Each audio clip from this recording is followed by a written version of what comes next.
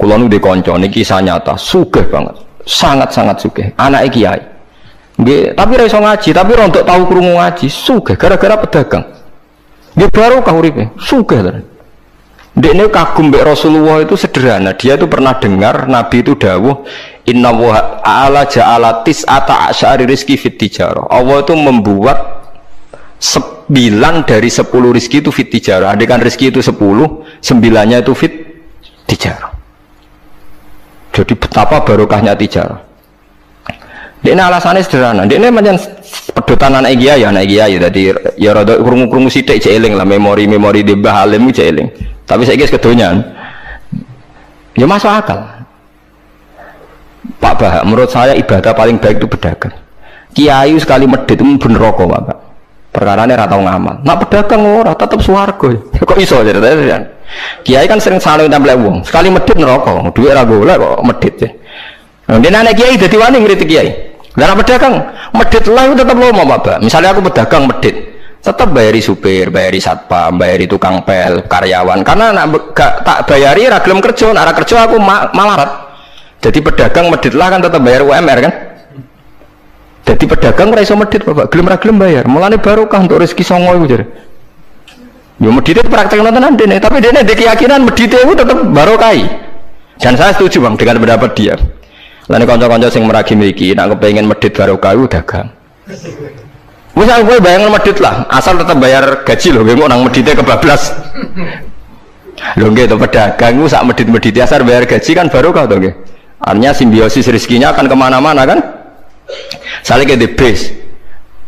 Ayo bayari supir nggih, kernet, tukang cuci, engko mobilnya wayahe ngetap oli, wayahe nyervis bengkel. Itu berapa sistem rezeki? Pemene nak pabrik karyawane 2000. Kuwi ku yo ana sing mondok, ana sing wong saleh dadi karyawan macam-macam. Yo nak bener e. Dadi dekne ngidolakno nabi mergo nabi ku pedagang. Ora ana Pak ning sejarah nabi ku kiai sing ana tak wis nabi kok dadi kiai cangkemmu. Wah terus dindi. Dene alasane ora ana sejarah nabi ku kiai, anane nabi ku tajir pedagang. Cangkemmu wis dadi nabi kok dadi kiai barang. Oh nak omong aja keluar lho, pokoke pedagang ngono ae ora usah. Terus dadi nabi jek kono apa? Iya. Artinya ya mau kullu hisbim bimaladehim tarikh. Bahkan kiai-kiai yang sekarang koalisi sama pejabat itu yang soleh ini kalau bakal sing soleh, anak soleh kalau buatan tertarik, orang soleh kok itu alasannya juga ibadah, karena kalau pejabat itu didekati, setidaknya akidah dia itu masih ahli sunnah. Pejabat itu rata-rata tidak pernah ngaji, dia taunya Islam NU atau Muhammadiyah ahli sunnah, itu ya taunya dari kiai-kiai NU atau Muhammadiyah. Jadi kalau adat yang dekati itu NU, ya adatnya NU, Muhammadiyah, Muhammadiyah. Kalau adat yang dekati Syiah, ya Syiah. Kalau apa ya. Nah kalau semua kiai-kiai NU, Muhammadiyah atau kiai-kiai ahli sunnah yang lain, ya karena itu tidak mau dekati, lala sing dekati itu aliran sesat misalnya. Nanti cara berpikir dia juga aliran apa? Sesat. Berarti sing dekati ini ibadah atau musibah. Mboten jawab mau. Ibadah. Dia tuh yakin betul. Bahkan saya pernah ketemu kiai yang begitu dekat pejabat, dia yakin. Jadi aku kok tetap wali, banyak juga yang memang dia wali betul, orang-orang hebat betul, cuma manfaatan. Dia menyontohkan zaman Mbah Hasyim Asy'ari ya dekat sama Bung Tomo, ya banyak dekat. Dulu Jenderal Sudirman dekat Ahmad Dahlan, dulu Pak Karno dekat Kiai Maskur, dulu Ahana Sution siapa itu ya dekat sama Kiai Mahrus. Ya banyaklah sejarah itu kan orang-orang top yang tetap diyakini wali padahal dekat nopo pejabat. Dan itu terbukti sampai Indonesia menentang paham komunisme, mereka pendiri bangsa ini dekat nopo kiai. Mereka nggak tahu kan buruknya komunisme secara teori negara modern, taunya karena pahamnya nopo kiai betapa ateis musibah banyak. Bahkan Thailand itu kecelakaan mereka dulu Islam di Thailand sama Indonesia, Islamnya masuk bareng, tapi ulama Thailand banyak yang zuhud sehingga tidak dekati pejabat. Tahu-tahu minoritas tidak punya power di negara, sementara kiai Indonesia pinter dekati pejabat. Kalau bakat sing soleh lho, sama kalau satu hono kiai iki mu proposal buat ini bakat sing soleh, ini bakat sing nopo soleh. Saya pernah baca biografinya Mbah Soleh Darat. Itu diantara yang diyakini keluarga besar Mbah Bae R.A. Kartini itu ngajinya sama Mbah Soleh Darat. Makanya Jepara tuh seneng santri karena dulu mbah-mbahnya Kartini tuh ngaji sama Mbah Soleh nopo darat. Jadi dulu tuh adat ngiyai itu biasa, pejabat ngaji itu. Nah kalau melihat begitu kan kiai yang dekati pejabat itu yakin tenan aku tak korup. Lho gunane apa Gus Soleh ning dhuwur gunung mulang santri tok, iwak nguyai segoro wis ahli sunnah di ahli sunnah. Kiai yo aku iku ngiyaine wong rong ahli sunnah. Ini yakin tenan nek iku tak korup dan saya kenal orangnya. Ya, artinya nggak apa-apa kalau dia begitu nggak apa-apa. Ya bolak-balik kullu hisbim bima ladehim fa'il. Dia nyontohkan itu di Syiah di Iran. Iran dulu ahli sunnah itu banyak. Tapi ketika penguasa itu lebih dekat tokoh-tokoh Syiah, lama-lama jadi negara Syiah karena wilayatul faqih itu dipegang nopo Syiah. Dulu Arab Saudi tidak semuanya Wahabi. Gara-gara pendiri Abdul Aziz itu setelah ada revolusi menang Abdul Aziz, Ali Saud istilahnya. Ali Saud itu dekat dengan Abdul Wahab. Lama-lama jadi paham nopo Wahabi. Karena Abdul Wahab sama Ali Saud itu dekat. Makanya sekarang diarani Saudi Arabia. Sebenarnya jeneng Saudi itu ilegal. Itu nama pribadi. Tapi karena dia penguasa Arab, lama-lama jenengnya Arab nopo Saudi. Itu Ali Saud. Yang sekarang punya anak Fahad Abdullah itu dulu bin Abdul nopo Aziz. Sekarang turunannya habis, tinggal yang sekarang ini. Kalau nggak salah ya, yang sekarang jadi raja itu mungkin adik terakhir. Setelah itu generasi ketiga berarti ketiga. Lalu ngomong alim seneng orang tahu neng dia neng Arab, tapi gak kelem muni Saudi. Perkara ini rontok negara jadi diakoni WMBI itu. Jadi muni Arab Saudi pada karo muni Indonesia Soekarno gitu. Muni pada karo muni Indonesia Soekarno. Ya Arab Saudi jenisnya Arab tok asli ini, cuma gara-gara revolusi politik ditambahin apa? Jadi sehingga kesannya nak orang turunan Saudi gak iso. Ya sudah jadi rojo, jadi ahli Saud, kenapa? Ya kayak cuma melok-melok ngomong paham, ya semuanya kayak benro. Artinya apa? Dari sekian contoh itu betapa pentingnya ulama ahli sunnah dekat pejabat dan bisa mensunnikan. Ya, nyatanya tenan ya. Kados pilpres kemarin, bosuni mbora iku wae calon presiden selawatan tenan. Mergo dene ngerti trennya saiki napa? Mbok latihane gapan ya ora ero, tapi kan terus masal. Lebatin ini memang teori itu sama-sama mungkin benar.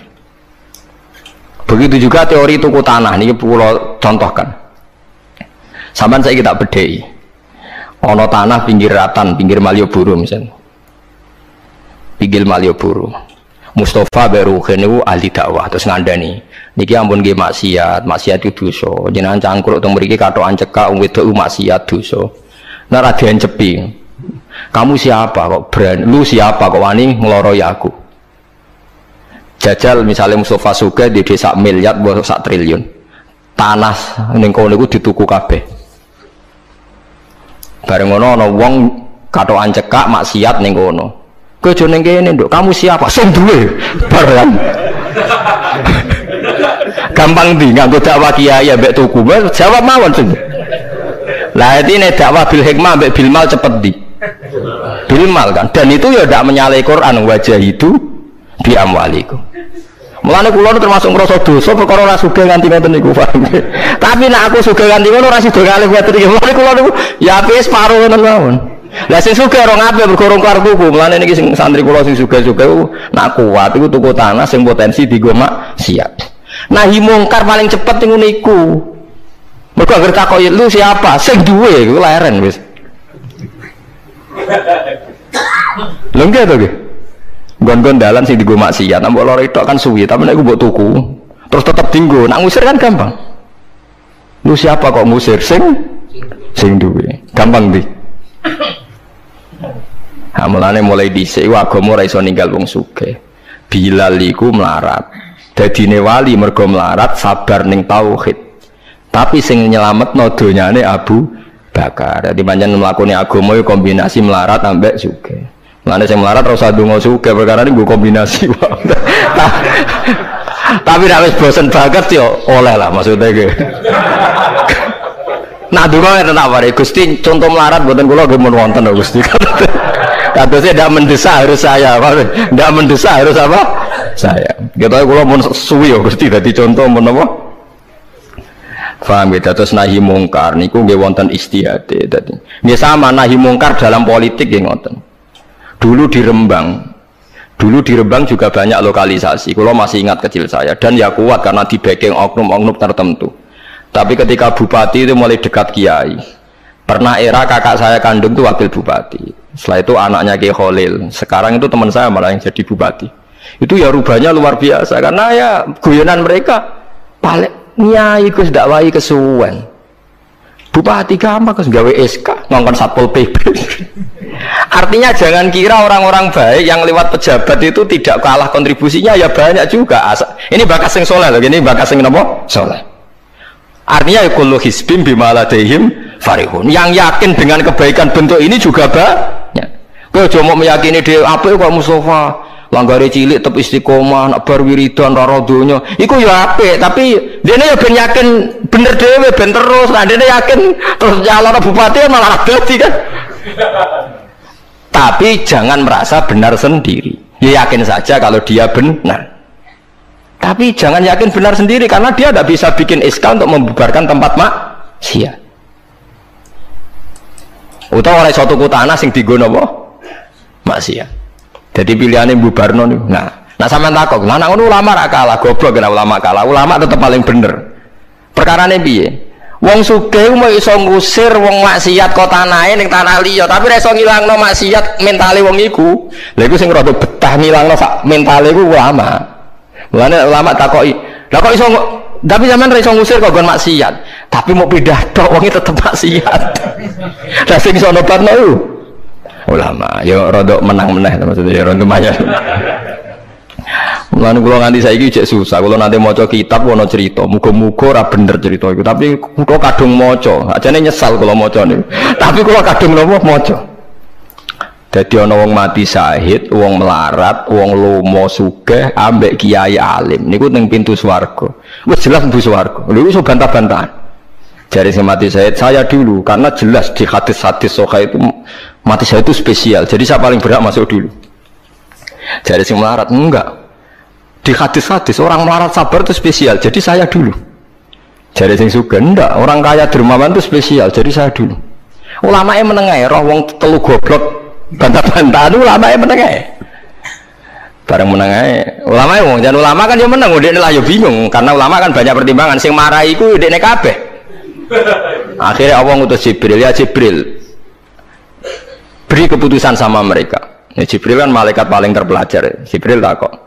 Hei kira sabar, kowe karo nak kira sabar mlebu swarga, jare sapa? Jarine ulama. Aja disiki gurum ya. Nggih, sepakat berarti satu sepakat. Sugih dermawan, kowe karo nak ngono iku apik, jare sapa? Nggih jare kiai. Aja disiki gurumu. Berarti dua sepakat. Paham nggih?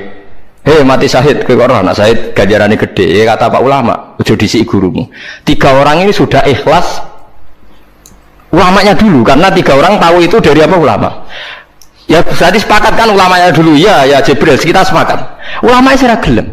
Masalah sing mondokno kula niku gitu-gitu. Sampai sing marat itu gerutu, sing sugih menangan mulai dino kan itu akhirat. Karena deh sing ulama iku ora wani disiki sing biayai iku ora wani. Kenapa kok mandek niku Jibril sing biayai kula niku. Akhirnya balik si menang kan sama seperti hukum dunia kan orang suka menangan. Saya kalau cerita itu muka-muka rata nanti kalau kadung moco rati ketun lah moco cerita itu. Karena akhirnya ulamanya kalah kan pas padahal 3 orang ini sudah sepakat. Cara kalau ulama pokoknya mlebu syarat terang. Artinya terus mlebu ora usah nerangno. Wong sing biayai mesti swarga ya to nggih. Mau urutan-urutan ngono ora terus mlebu neraka kan ya mboten. Mau urutan mawon kok gegere. Tapi lewat ngaji ini Anda menjadi tahu. Jadi yang biasa toreko, biasa wiridan, jangan menafikan orang-orang soleh yang mungkin meyakini ada efektivitas pakai kekuatan politik dan harta. Paham ya? Nyatanya ya iya. Misalnya tanah-tanah sing potensi nggo maksiat sampean tuku ya nggak mungkin nggo maksiat. Kulo cek eling. Kulo nu gak ada guru kulo nu kathah. Di antaranya saya punya guru punya tanah luas di perbatasan, luas sekali. Itu zaman itu mau dibeli Cina itu 2 miliar. Yang zaman itu harga rata-rata sekitar 700 juta. Mau dibeli 2 miliar. Itu beliau tidak boleh bilang sama saya, Nak nganti dituku Cina perbatasan, nak dienggo lonte dosaku rak nganti mati. Wes melarat-larat bakal takdol. Jadi banyak juga orang yang meyakini adol tanah ning wong sing potensi dienggo maksiat itu dosa gede. Nah suatu saat ini kejadian lagi dan beda lagi. Ini ya guru saya tapi beda lagi. Ada orang punya tanah yang potensinya itu hanya 100 juta karena yang beli Cina dijual 200 juta. Satu keluarga haji semua. Dipakai haji. Itu semua keluarga kiai ini tidak ada yang datang. Kowe iku atuk ora kaji, timbang kaji tanam mbok dol Cina sing potensi dienggo maksiat. Tangisan deh. Dibatal ora iso. Artinya banyak juga orang yang punya strategi sampai begitu, nganggep begitu itu jihad, menguasai tanah itu apa? Jihad. Karena dengan kita kuasai untuk sujud ya kita, yang taat ya kita, mengendalikan untuk apa juga kita. Oke, dengan kita punya kan mengendalikannya ya kita, untuk apa ya kita. Dengan tidak punya, ya tidak kita kan. Nah, ada cerita kan terus wong melarat terus kula rugen kan musibah tenan. Wong kula yo ora tau ndek dhuwit akeh. Tapi masalah kula rapati nyesal. Misale kula niku kan terus lewat jalur ulama. Sing nyesal kan rugen. Jalur apa terus? Wiridan kan, wiridan ra kuat suwe kondo kula. Kula dijajahi toriko ora tau tak lakoni Gus. Kula nak wiridan mboten apa betah. Terus jalur apa? Kira sabar mau kan. Lah iku kudu ikhlas kalah meneh ning swarga, paham ya? Mergo kok kiyaine ya dhisena sapa? Wong sugih. Tapi cerita iku ya aku ya ora percaya, tapi masuk akal. Kula niku ya wah. Sampeyan percaya gak? Ibu ora roh mawon niku cara kula ibu ora roh. Jadi niki ngaji penting nggih ben mboten falatusyaku anfusakum. Wong ora usah sok suci. Kebenaran toreko itu ya benar, orang fikih ya benar, orang wiridan yang benar. Tapi sebetulnya mungkin pejabat yang kita kira dekat dengan syubhat itu juga banyak amalnya kan, karena mereka bisa bikin SK berapa ratus tahun doli gara-gara SK-nya wali kota iso dibubar. Sama tak ceritani, anaknya Yusuf Qaradawi yang terkenal ngarang fiqh zakat itu akrab sama Sutioso. Saya dulu itu ikut proses menerjemah fiqh zakat. Memang saya ada orang politik juga nggak orang kaya, tapi saya ikut proses. Hanya saya di antara tim yang ikut menerjemah. Itu gara-gara dekat kiai itu Sutioso memutuskan Kramat Tungkak. Itu dulu kan tempat prostitusi terbesar juga. Sekarang dirubah jadi Islamic apa? Center. Itu baru kayak kiai tak pejabat. Pejabat karena pejabat yang punya SK. Tapi fungsi ini kiai bu hilang no pejabat roh pentingnya ngono itu dikandani kiai. Lah sirang mlebu kan rugen tok kan berarti jalurnya karena mulane kene kudu tuduh be aku. Ini kan masalahnya kok ning akhirat ya tetep kalah ya harus saiki persiapan paham ya. Ya persiapan bu swarga wae tapi ora usah nomor apa? Ora nomor Arab. Jadi kurang contohnya Kramat Tungkak itu yang bisa memusnahkan itu ya dulu ketika Sutioso gubernur dan dia dekat sama anaknya Yusuf Qaradawi terus punya fiqh zakat. Lama-lama fiqh zakat jadi tren. Sampai di Jakarta ada Basnas, ada rumah zakat. Sekarang di Jogja ada Lazis, ada macam-macam. Barokahnya trennya figus. Dulu zakat itu nggak jadi kebutuhan, tapi setelah jadi tren, saya ingin orang zakat izin. Banyak pegawai-pegawai itu yang nggak sholat tapi zakat. Jadi tak tahu kenapa? Tren Pak Ba izin jadi. Kesannya kok antisosial. Jadi kesannya anti apa? Mulane kulon kadang ya. Makanya bapak dulu. Bapak itu anak pertama itu disekolahkan, ya sempat jadi pejabat. Yaitu sirinya kenapa Mbah Hasyim Asari Salim itu Gus Wahid kan belajar bahasa Belanda sampai Inggris. Walau-walau zaman Gus Wahid jadi menteri agama. Andai kan Gus Wahid tidak menteri agama, mungkin cara berislam Indonesia tidak sunni. Karena Gus Wahid pertama jadi menteri terus jadi ahli sunnah. Lama-lama sekarang jadi tren menteri agama Indonesia harus ahli sunnah. Nah gak itu pantas mendisi-disi harus apa? Ahli sunnah. Ulah tapi kadang santri fanatik, tapi Gus Wahid seralim koyo abai. Lah kita orang fanatik repot kan nggak ngakui kebenaran dengan bentuk lain. Khawarij itu jadi apa? Khawarij. Jadi saat ini ngaji kita kudu sadar kullu hisbim bima ladaihim farihun. Dan itu dicap elek nak wong ngrasa bener dhewe. Sing apik fala tuzakku anfusakum huwa a'lamu bimanit taqwa. Kalau aku cek eling diceritani ada kiai alim, ini kisah nyata, alim banget. Kalau mawon ngakoni nak dene wong alim, dia alim banget. Tapi wong alim lah, aku nak rapati di duit, aku duit sandal anyar, aku eling, aku salah ya, wong alim rapati duit. Dekne salat ning masjid pinggiratan, masjid umum. Gurine ku ana wong rambutnya gondrong tatonan. Name nututi dekne curiga sadale didelekno. Bareng ngono jebule wong tatonan nututi kabeh makmum. Lha apa yo sepuro isin. Ora yo sepuro tau sunnah. Lah repot to nadepi ngoten. Cara alamat lahir iku preman. Jebule nututine niat ape? Makmum. Kubutu le pol dene ndelekno sandal. Piye carane istighfar? Ayo repot to ngadepi. Lho lah iya jangan kira sampean tak ceritani. Islam sing ijek preman ning dalan-dalan. Saiki wong Kristen gawe gereja ku wedi kiai apa wedi wong Islam preman? Wis jawab jujur. Wedi Islam preman, kok nak kiai ra ngarah piye-piye, cara mangkel lo iku prosedur. Tapi ngadepi Islam preman. Dobong. Nah ya mesti kadang itu ada fungsi yang kita pun tidak bisa menggantikan fungsi mereka. Meskipun kita tidak pernah membolehkan anarkisme, tapi selalu ada kebaikan yang kita orang baik pun kadang tidak bisa. Kiai sing penggaweane itikaf ning masjid, ape kita sepakat ape. Saiki ana wong kesasar ning dalan, sing nulungi wong dalanan ta kiai sing itikaf. Lah saiki ana kecelakaan ning dalan, tabrakan sing nulungi wong itikaf ta wong sing cangkruk ning dalan. Berarti ada kebenaran yang kita pun orang baik kadang nggak bisa melakukan. Dan apa rasa bawa walik model wong LSM, berarti ampo yang di jalanan fungsinya lebih banyak timbang yang di masjid. Wah, yo kasus terus buat simbol model LSM yo. Ya tapi nak buat simbol yang terbaik tetap yang di masjid yo keliru juga kan, kowe mungkiri fakta kan.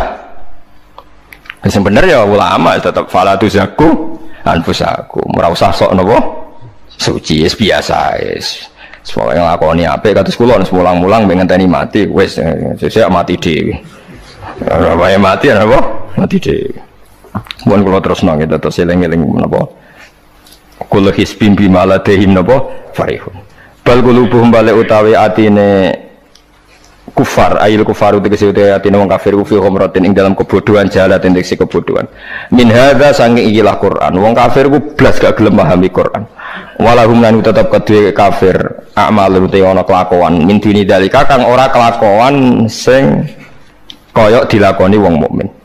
Dadi wong kafir wis ora paham Quran duwe kelakuan sing elek sing ora padha mek sing dilakoni wong mukmin. Ilmat kuri kang disebut mukminin kedhe pira-pira mukmin. Hum kang te kufar lah maring amal wa amiluna iku nglakoni kabeh. Fa yu'adzabuna mongko den siksa sapa kufar alaiha ing atase amal.